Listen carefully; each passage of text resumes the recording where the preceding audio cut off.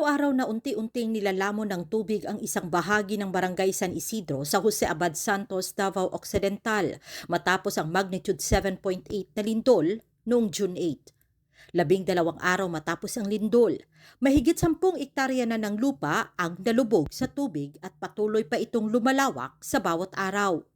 Kapansin-pansin ang dahan-dahang pag-abante ng tubig sa lugar.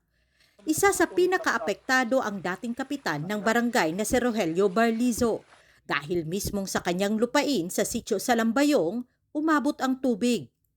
Nanganganib na rin ang humigit kumulang 50 kabahayan sa sitio Nagala dahil patungo na rin doon ang tubig.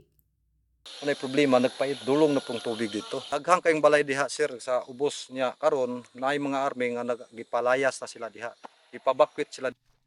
Ayon kay Barlizo, labis ang kanilang pag-aalala dahil bukod sa pagkalubog ng kanilang lugar sa tubig, nawalan na rin sila ng kabuhayan mula sa pagkukopra ng niyog. Ang among gikabalakan diri sir kay siyempre ang among pangabuhi kaluprasan lang nya namin mga estudyante. Unsa lang may bayad na mo sa eskwelahan dili ni buhanging tubigan ni. Diha ra mga among pangabuhi sa mga kalubinhan.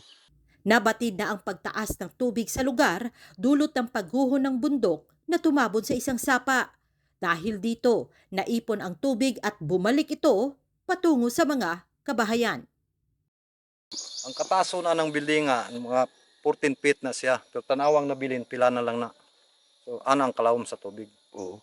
Adlaw-adlaw nagataas ang tubig.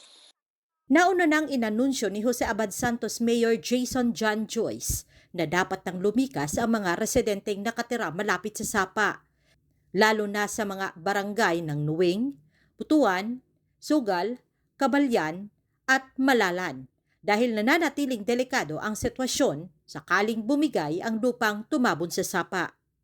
Ayon naman sa mga residente, nakapunta na sa lugar ang mga tauhan ng Department of Public Works and Highways upang magsagawa ng inspeksyon. Sa pakikipag-ugnayan ng Brigada Davao sa kanilang tagapagsalita na si Dean Ortiz, hinggil sa kanilang plano para sa sitwasyon, sinabi nitong unti-unti nilang tinutugunan ang problema.